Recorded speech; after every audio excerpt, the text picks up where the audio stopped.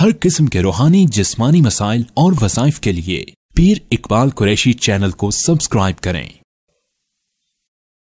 सल्लिमु अला रसूलिहिल करीम, अम्मा बाद, फ़अऊज़ु बिल्लाहि मिनश शैतानिर रजीम, बिस्मिल्लाहिर रहमानिर रहीम। कुल लौ अंतुम तमलिकून खज़ाइन रहमति रब्बी इज़ल लअमसकतुम खशियतल इन्फ़ाक़ व कानल इंसानु क़तूरा। सदक़ल्लाहुल अज़ीम।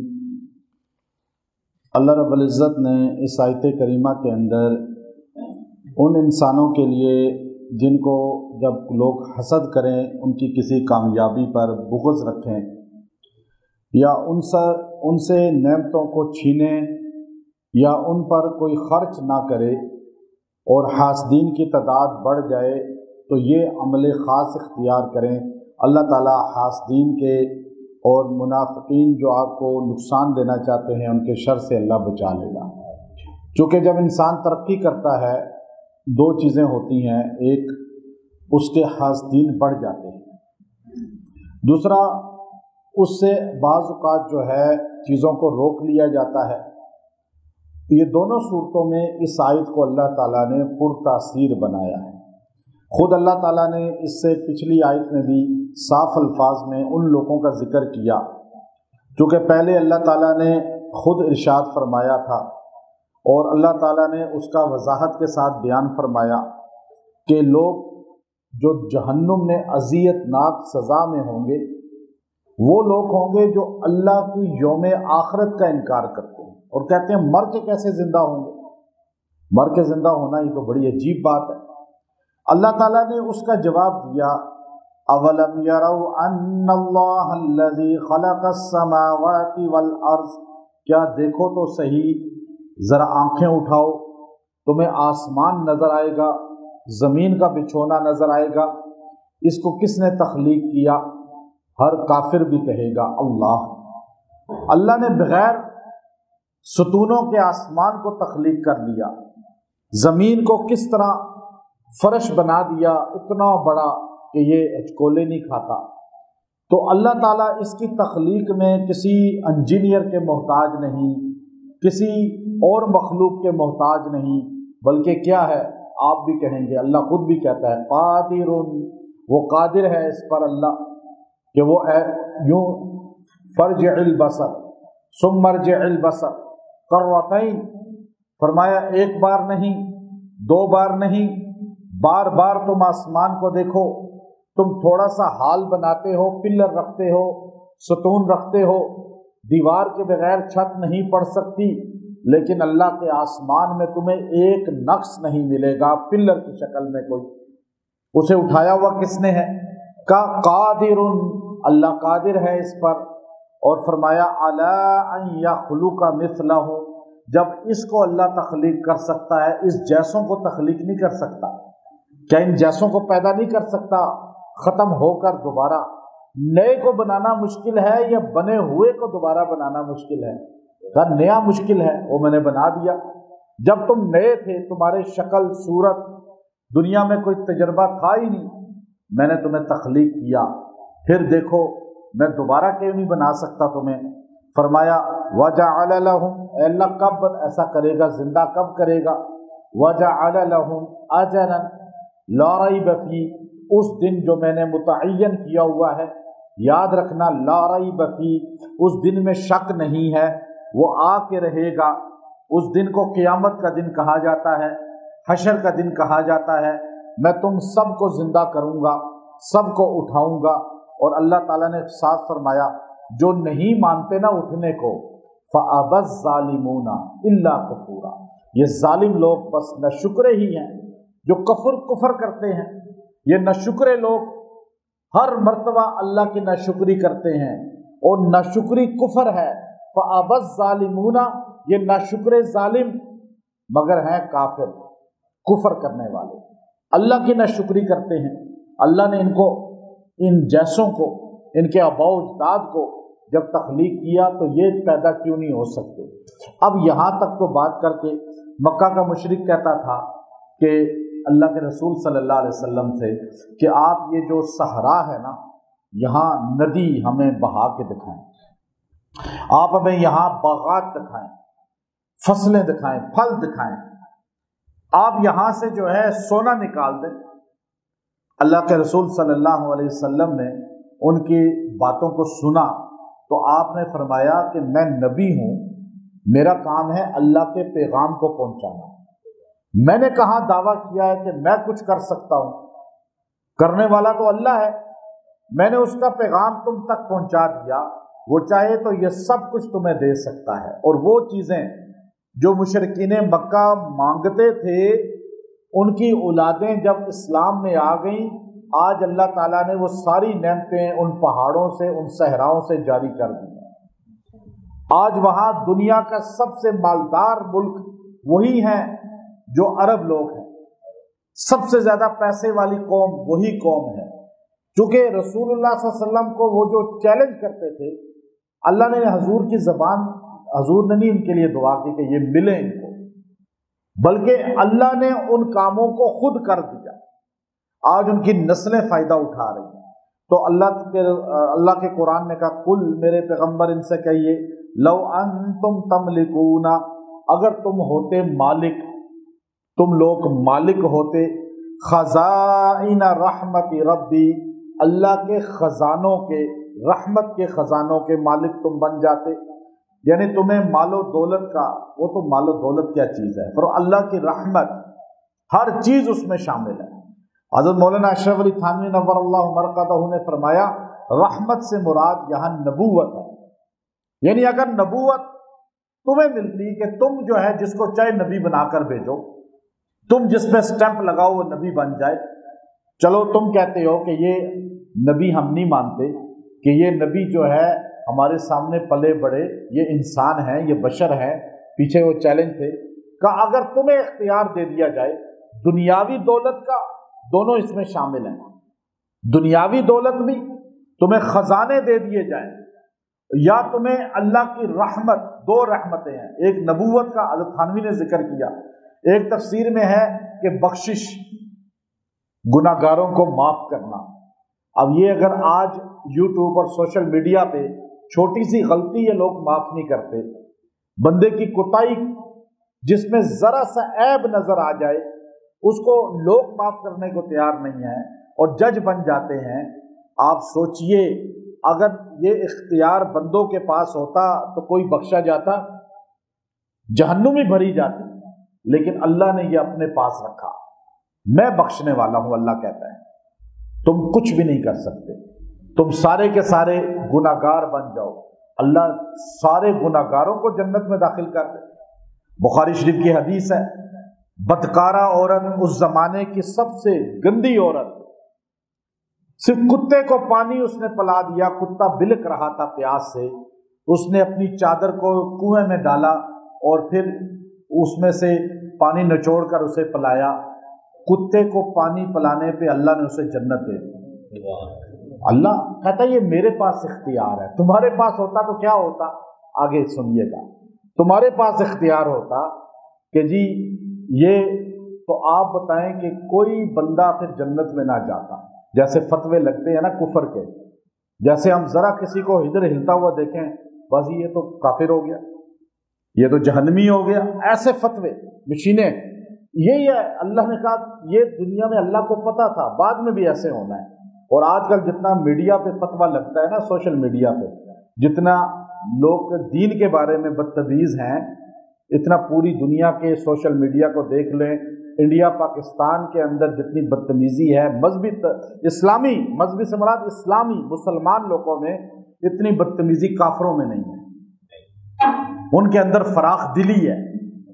ہمارے مسلمان دل تنگ ہے، بخشش ہی نہیں ہوگی، یہ تو جنت میں نہیں جا سکتا، یہ عورت، یہ مرد، یہ عالم، یہ شیخ الحدیث، اچھا اپنے پاس ایک اختیار۔ اللہ کہتا ہے لو انتم تملکون، اگر تمہارے پاس ملکیت ہوتی، خزائن رحمت ربی، میرے رب، ربی، اللہ نے یہاں دیکھیں حضور سے کلوایا نا، پیچھے بات حضور کر رہے ہیں، اللہ نے خود نہیں کی یہاں بات، بلکہ ہمیں سمجھایا، سنو حضور تمہیں کہہ رہے ہیں، میرے پاک پیغمبر کہہ رہے ہیں صلی اللہ علیہ وسلم، قل میرے پیغمبر آپ ذرا ان سے کہیں، لو اگر، اور پھر تم تملکون ملکیت رکھتے، خزائن، ایک خزانہ نہیں، خزائن ساری کائنات کے خزانے، وہ خزانے دولت کے ہوں، وہ خزانے رحمت کے ہوں، وہ نبوت کے ہوں،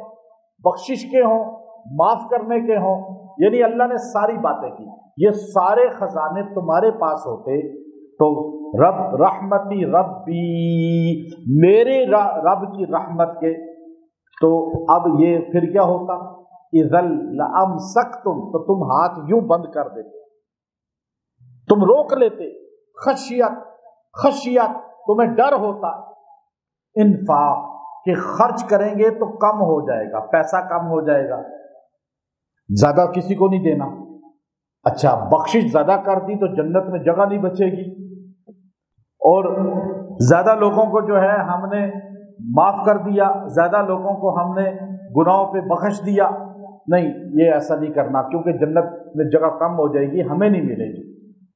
اب یہ اللہ فرماتے تمہیں یہ خوف ہوتا، تمہیں یہ ڈر ہوتا، اور تم کبھی بھی بخشش بھی نہ کرتے، دولت بھی کسی کو نہ دیتے، رحمت بھی کسی کو نہ دیتے، اور اللہ نے آخر ایک جملہ کہا آخری، وَكَانَ الْإِنسَانُ قَتُورًا، اور یہ انسان ہے ہی بہت چھوٹے دل والا، اس کا دل ہی نہیں ہے اتنا بڑا کہ یہ وسعت رکھے۔ یہ جو وَكَانَ الْإِنسَانُ قَتُورًا ہے نا، یہ ہمارے 95% لوگ ہیں پوری دنیا کے، مذہبی بھی، مسلمان بھی، ہر مسلک میں چھوٹے دل والے 95% ہوتے ہیں، اور بڑے دل والے یعنی وسعت والے، اعلیٰ ظرف والے، تحمل والے، ہر طبقے میں 5% ہوں گے۔ زیادہ آپ کو کون ملیں گے؟ چھوٹے دل والے۔ یہ میرے مسلک کا ہی نہیں ہے، یہ تو حنفی ہی نہیں ہے، یہ تو شافعی ہے، یہ تو مالکی ہے۔ اچھا آپ کے پاس ہوتا اگر تو شافعی کہتے ہیں بس ہم ہی ہیں، مالکی کہتے ہیں ہم ہی ہیں، حنبلی کہتے ہیں ہم ہی ہیں، حنفی کہتے ہیں ہم ہی ہیں، پھر بریلوی کہتے ہیں ہم ہی ہیں، دیوبندی کہتے ہیں ہم ہی ہیں، اہل حدیث کہتے ہیں ہم ہی ہیں، پھر پوری دنیا کے کافروں کی تو باری ہی نہ آتی۔ اللہ نے کہا یہ اختیار میں نے صرف اپنے پاس رکھا ہے، میں دیکھتا ہوں اس کے اندر کو، تم دیکھتے ہو باہر کو، میں اندر دیکھ کے فیصلہ کرتا ہوں، اور علیم بذات الصدور ہوں، تو اس لیے اللہ نے کہا میں بتاتا ہوں تمہاری نیچر کیا ہے۔ آپ چاہتے ہیں نا کہ ہماری نیچر پتہ چلے، اور ہمیں بنانے والا بہتر جانتا ہے یا پیدا کرنے والا جو ماں باپ ہے وہ بہتر جانتے ہیں؟ ماں باپ بھی نیچر جانتے ہیں، لیکن وہ اتنی نہیں جانتے جتنی رب العالمین جانتا ہے۔ رب العالمین نے کہا میں تمہارا خالق، میں بتا رہا ہوں وَكَانَ الْإِنسَانُ قَتُورًا، انسان بہت چھوٹے دل کا مالک ہے، یہ اپنے سے آگے کسی کو نکلتا دیکھ ہی نہیں سکتا، یہ کسی کی ترقی برداشت ہی نہیں کر سکتا، یہ کسی کو خوشحال دیکھ ہی نہیں سکتا۔ زیادہ کی بات کر رہا ہوں، سارے نہیں ہیں ایسے بات۔ اب یہ نبی ہم میں آئے، بنی اسرائیل نے کہا ہم نہیں مانتے کہ یہ قریش میں آ گئے ہیں، انہوں نے صاف یہودیوں نے کہا تم لوگ تو مرادیں مانگتے تھے، اس نبی کی برکت سے ہمارے کام کر دے اللہ، جو آخر میں آئے گا، آ گیا تو مانتے کیوں نہیں؟ نہیں وہ ہم میں سے نہیں ہے، بنی اسرائیل سے نہیں ہے، قریش سے ہیں۔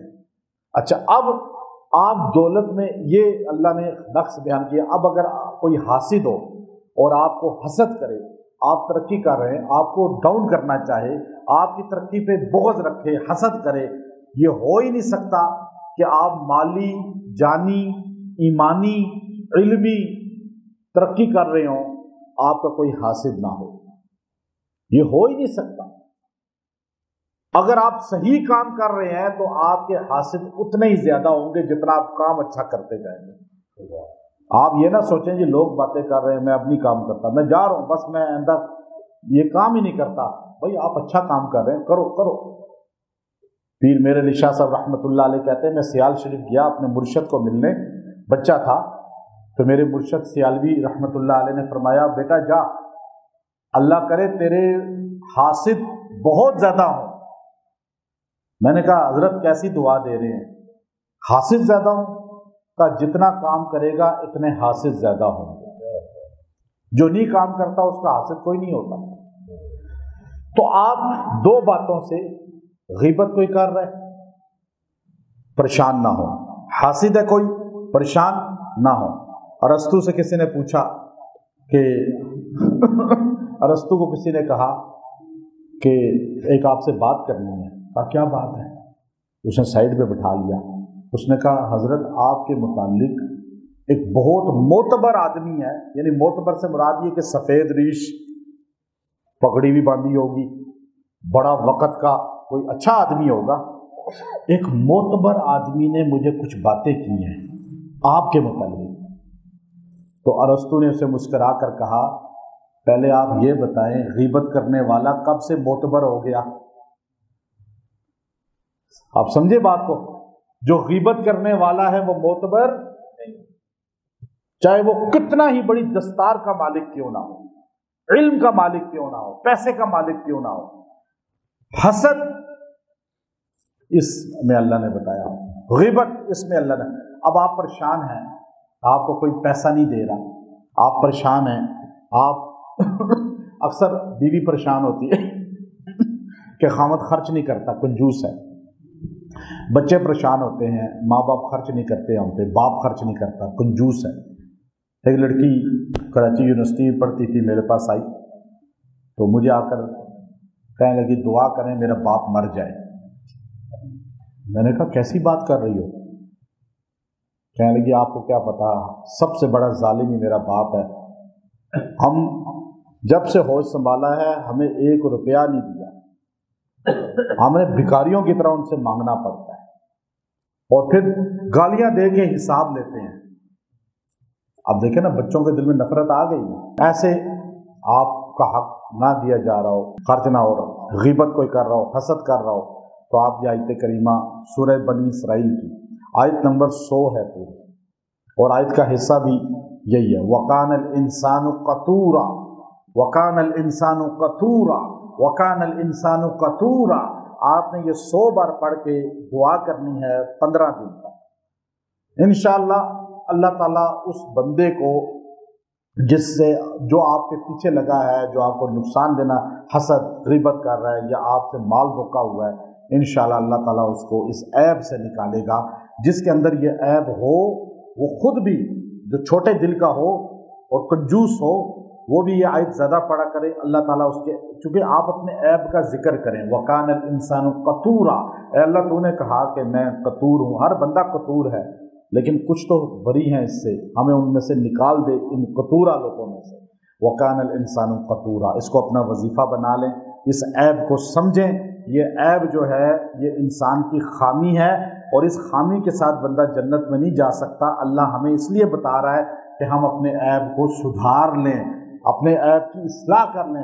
ٹیچر کہتا ہے بیٹا میں نے دیکھا ہے تم کلاس میں جو ہے اس پیپر کے اندر فلاں فلاں چیزوں میں بہت کمزور ہو، تمہیں صحیح ایملا لکھنی بھی نہیں آتی، تمہاری اسپیلنگ کی بھی غلطی ہے، تمہاری رائٹنگ بھی بیکار ہے۔ اب اس کا مطلب کیا ہے؟ وہ عیب بتا رہا ہے تو ہم عیب ٹھیک ہی نہ کریں۔ اب بات سمجھیں، جو ہونہار اسٹوڈنٹ وہ ہے جو اپنے ٹیچر کے عیب کو سن کر اصلاح کر لے، پھر وہ وقت کا بڑا بن جاتا ہے۔ ہمیں اللہ نے قرآن میں 8 مقامات پہ ہمارے عیب بتائے ہیں، لیکن ہم نے کبھی غور کیا کہ اصلاح ہو جائے؟ اللہ سمجھ کی توفیق دے۔ وآخر دعوانا الحمدللہ رب العالمین۔